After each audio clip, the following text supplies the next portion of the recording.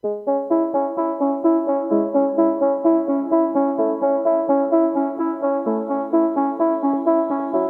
is Seasons of Discontent with your hosts Rick Snyder and Matt Combs on the Hogstein Network.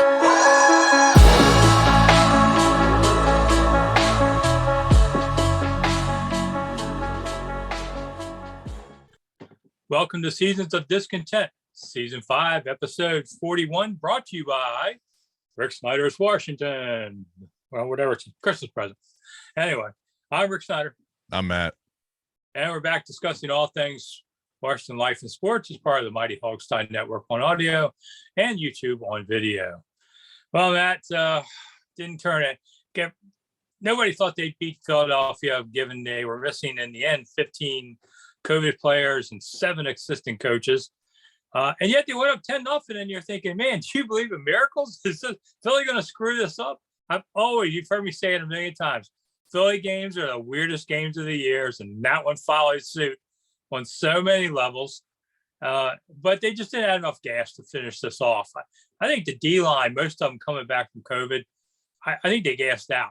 They might have said, I feel fine. But, you've been sick in some level and haven't practiced. And I think they just got wore out.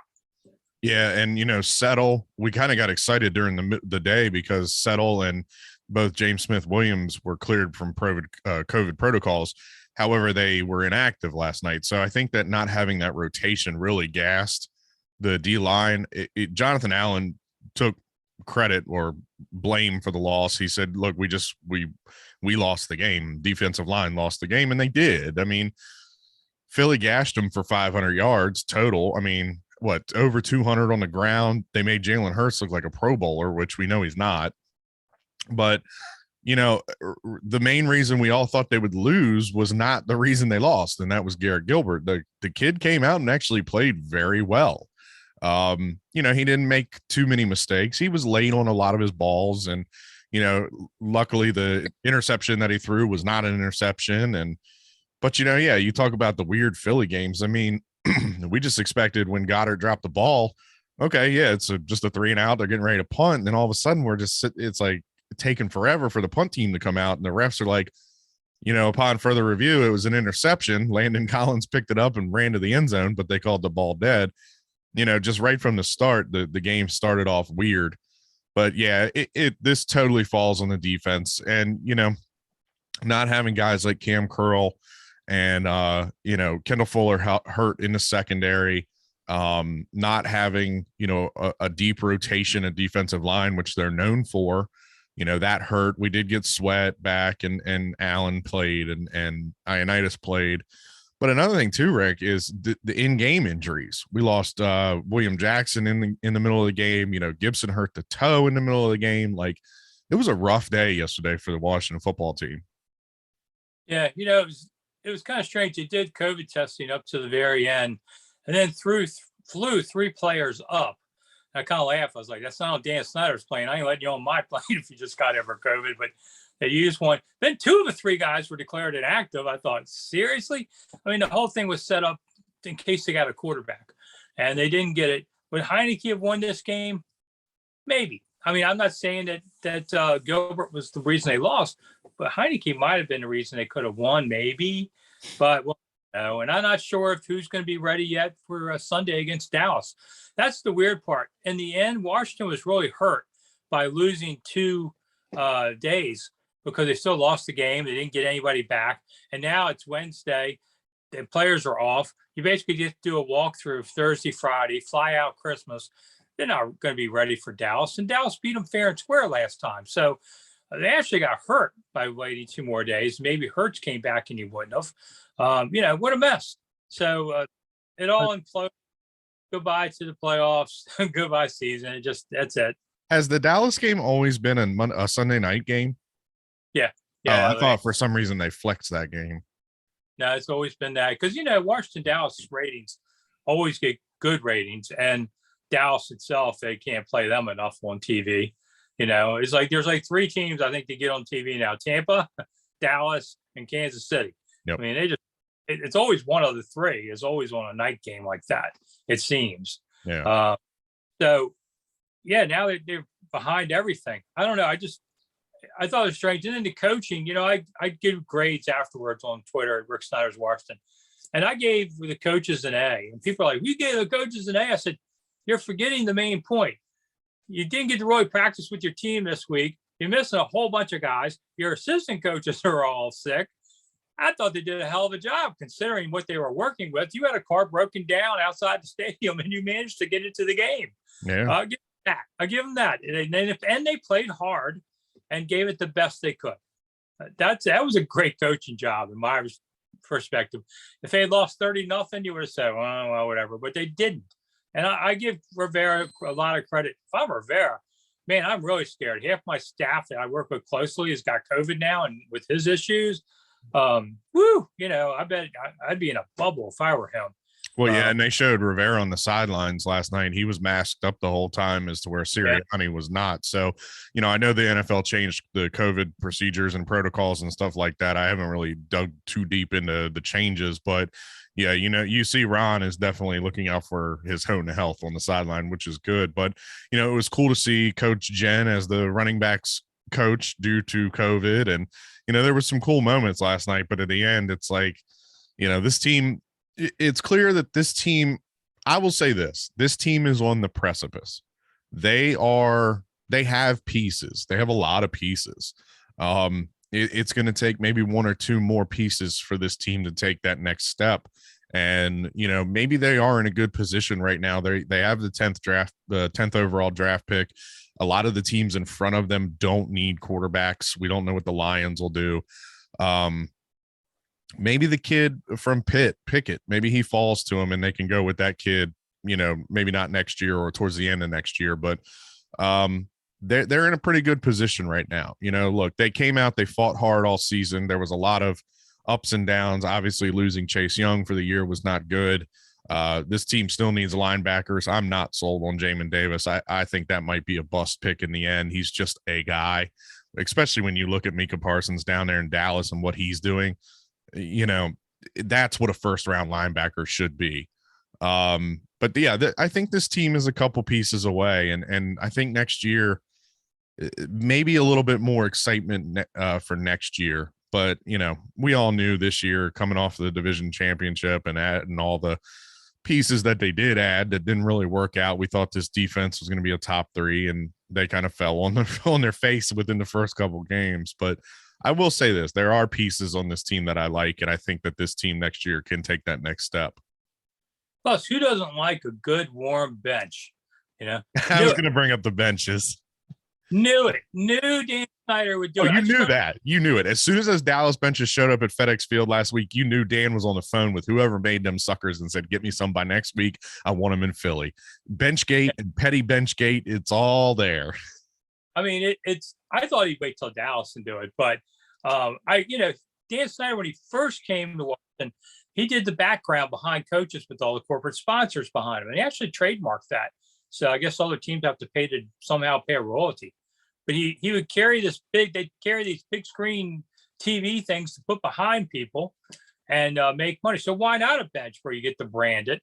I mean, I didn't know that the visiting team could have put their own bench there. I'd never seen such a thing, but I knew it takes a lot of pettiness to do this. And I said, oh yeah, he's doing this for Dallas. Well, hell, he did it for Philly. So I give him that.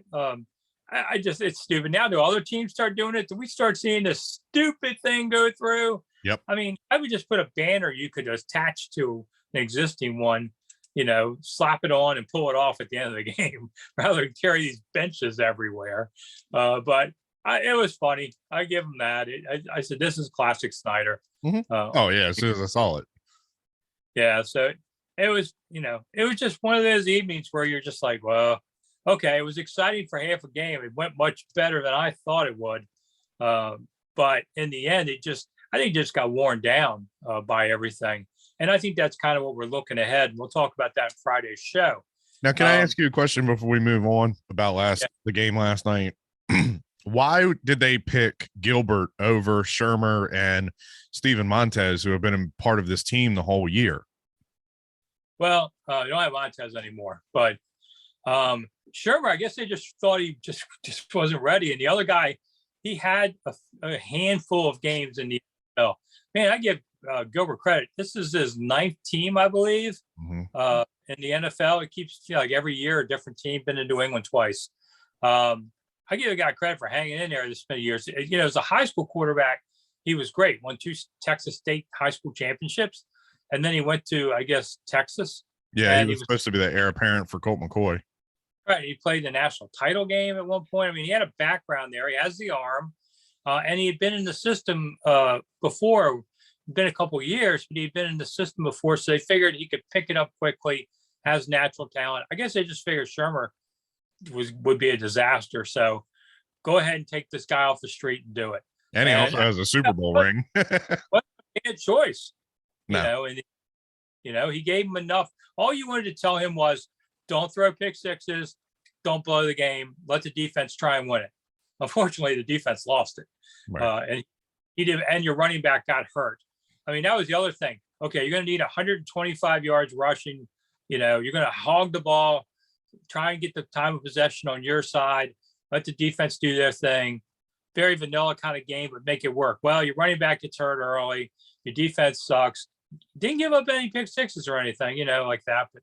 But the things they really needed to try and win this game didn't come true for them.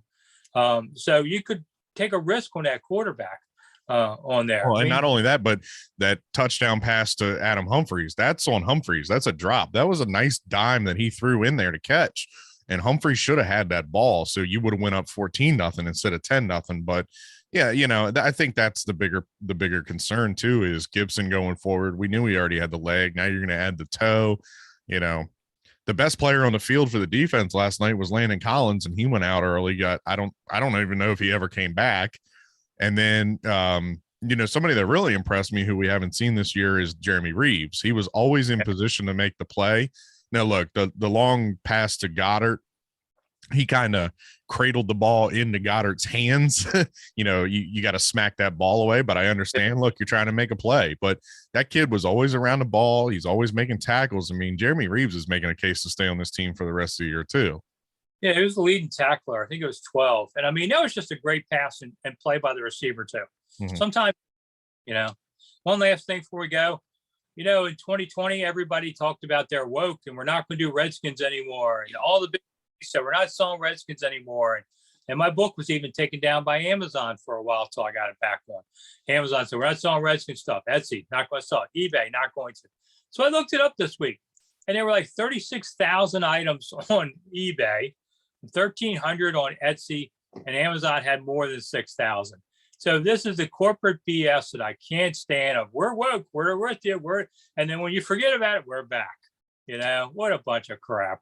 Yeah, so long story short, a couple years back, even before they changed the name, there was a guy on Etsy who sold these prints of like sports teams. So it was like just a 8 by 18 by 20, had like the stadium and the Hall of Famers and the logo and all this stuff. And I scrolled through his entire list and there was no Washington Redskins. So I contacted the guy and said, hey, look, do you not sell the Redskins or what? He goes, well, Etsy won't let us, but if you want one, just PayPal me the money and I'll send you one. And I ended up getting one. I mean, they were only like $12, but even though Etsy wouldn't let him do it, he would still sell it. So, he just didn't sell it through the Etsy store. But yeah, Etsy was one of the first ones to say, nah, you can't sell anything with the Redskins logo on it. And now look, they're right back at it. But like you said, everybody forgot about it. Everybody moved on.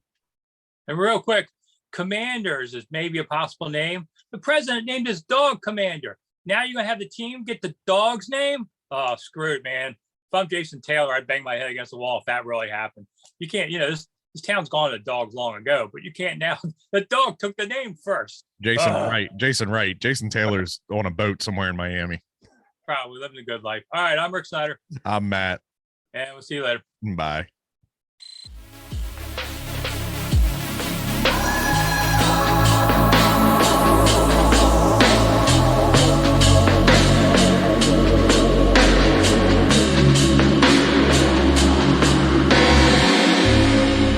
Thanks for listening to Seasons of Discontent on the Hogstye Network.